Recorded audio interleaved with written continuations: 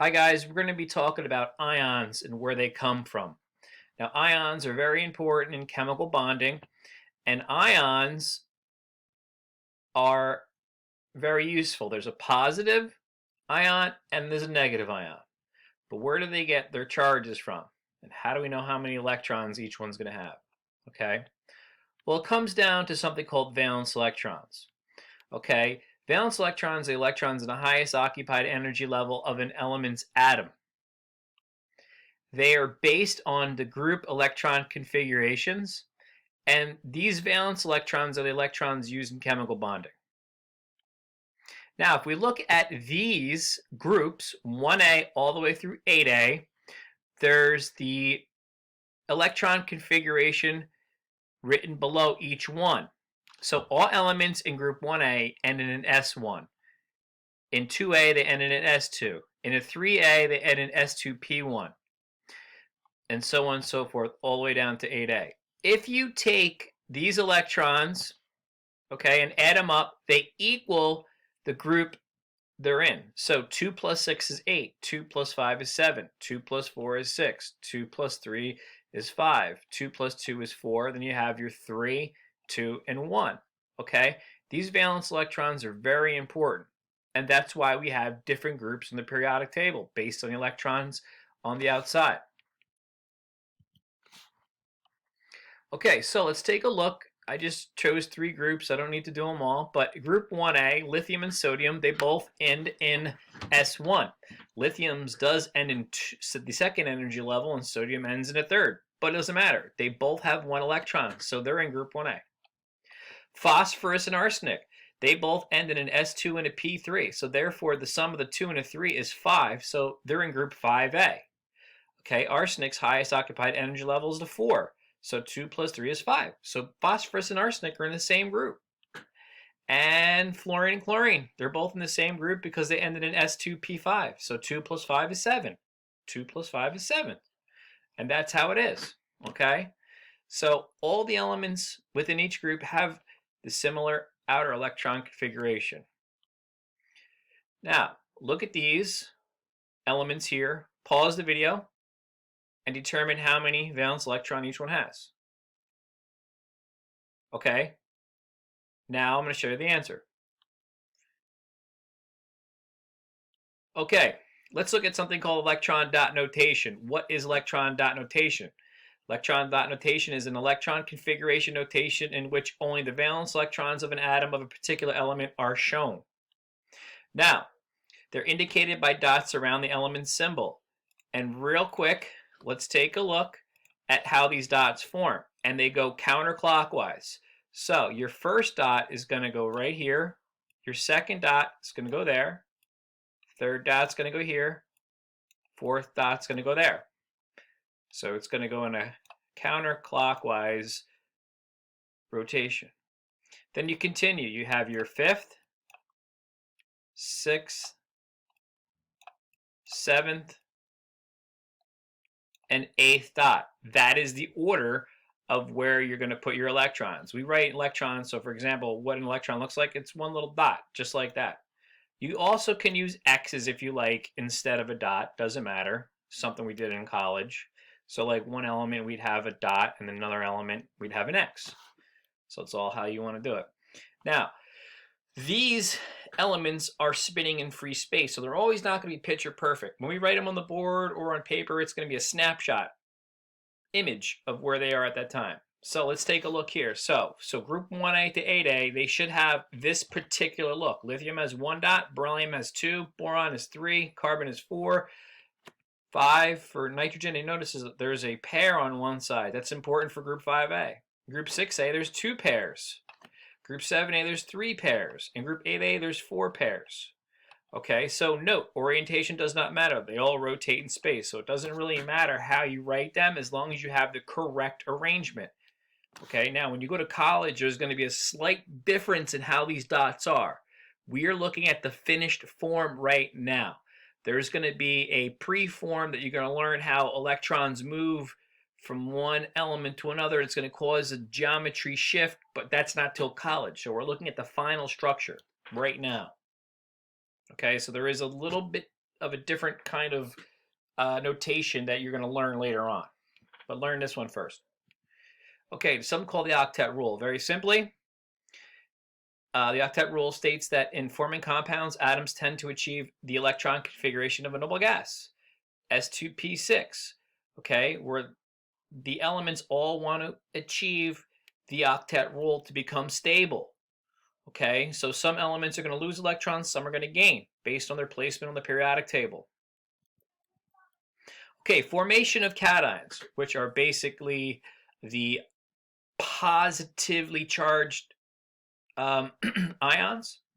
Okay, cations is a positive charged ion is produced when an atom loses one or more valence electrons. So what happens if you have an equal amount of positive and an equal amount of a negative, and one electron's lost?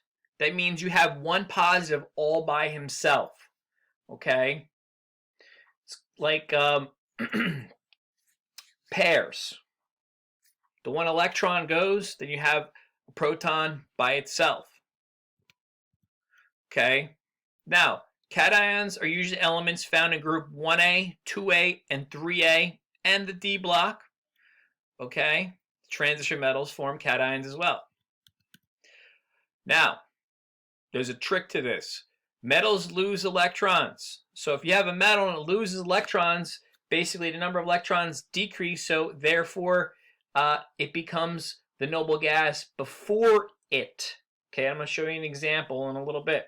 So if the element loses 2 electrons, you subtract the 2. If it loses 1 electron, you subtract the 2 from the atomic number, and it should equal a noble gas. Okay, so here we go. We have sodium, magnesium, and aluminum. Okay, sodium is in group 1A. It loses 1 electron. Magnesium is in group 2A. It loses 2 electrons. And aluminum is in group 3A. It loses 3 electrons. It does this all the time.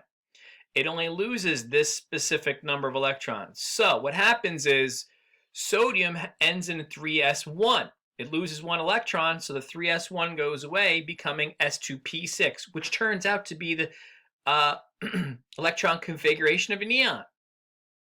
Okay, so the count of sodium goes from 11 electrons to 10 electrons, which turns out to be neon.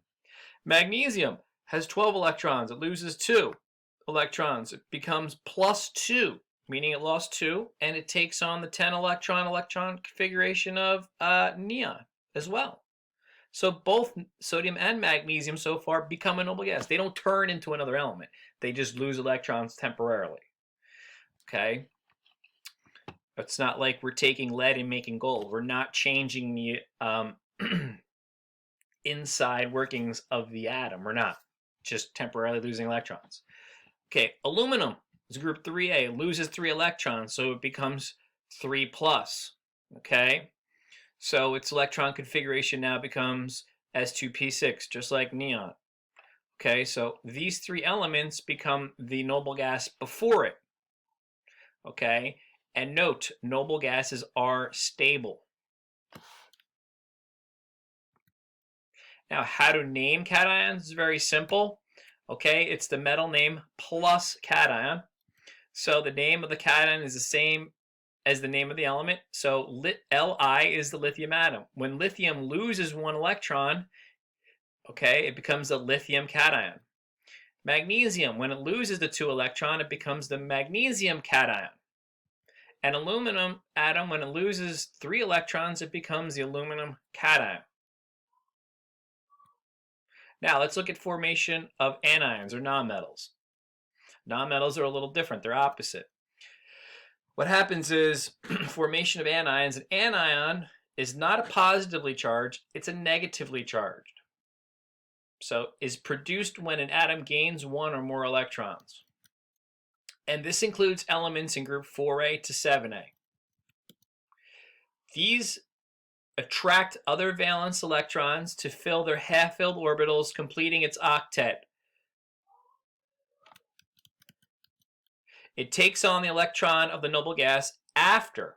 So nonmetals gain electrons, adding the number of electrons, so their atomic number technically gets bigger, so it becomes the noble gas after. So let's take a look here. We have chlorine, sulfur, and phosphorus. Chlorine has a total of 17 electrons. If it gains 1 electron, it becomes 18. It goes from P5 to P6, so it becomes argon. Sulfur has 16 electrons. If it gains 2, okay, it becomes 18. P6, argon as well. And phosphorus has 15 electrons. If it gains 3, it becomes 18, or argon. So if you notice that you add the number of electrons to electron configuration and it becomes a noble gas. So that's what happens. So if you notice, the charge of each one of these is a negative because they're gaining electrons. So they have an abundance of electrons, whereas metals lose electrons, so they have a positive charge. Now, how to name anions? It's pretty simple. Okay, non-metal plus the IDE ending in its name, and that's the suffix followed by anion. So let's take a look. Okay, oxygen, when it gains 2 electrons, it becomes oxide anion. Fluorine, when it gains the 1 electron, it becomes fluoride anion. Nitrogen, when it gains the 3 electrons, it becomes nitride. Okay, so naming them is not too bad. You just have to add the IDE. Now, the metals don't add the IDE. Remember that. Metals, you just say the name of the element plus cation. Where this here, you have to use the IDE. Just a naming procedure. Okay, now, here's a little key that I wanted to give to you guys. This is very important, something that's going to make your life a lot easier. Any element in group 1A will have a positive 1 charge. Any element in group 2A will have a 2 positive charge. Any element in group 3A will have a 3 positive charge. Okay, group 4A we're not going to worry about right now, but group 5A will always have a 3 minus charge. Group 6A, any element in there will have a 2 minus charge. And group 7A will have a 1 minus charge. Now, negative means gains electrons. Positive means lose electrons. Okay, so if you have, just remember, 1 positive, 1 negative, you remove the negative, you're left with a positive. So that's what happens in group 1A. Group 2A, you have 2 protons, 2 electrons. You remove the 2 electrons, you're left with 2 protons. Okay? Group 6A gains 2 electrons. It has a charge of 2 because there's no protons to bond with. Okay? So that's basically ions. There's a lot to ions. We're going to be building with these ions. And the key is knowing all the elements in group 1A all the way to 8A and being able to identify what their charges are and which noble gases they become. Remember, metals are losers of electrons. Non-metals are gainers. Okay, so non-metals will always become the noble gas after it. Metals will always become the noble gas before it. Okay, so you can always refer to their electron configurations when in doubt. Metals, you take away the electrons. Non-metals, you add the electrons until you have the octet, which is met. Octet is 8. Okay, like in music, octave, 8 notes. And that's where the octet comes from. It's a musical term that they were studying during the time of this discovery. Man, they just called it the octet rule. All right, guys. Hope you enjoyed the video. I know it's ions. So if you have any questions, let me know. Rewatch the video if you have to. All right. I know it's a lot to take in, but see you next time.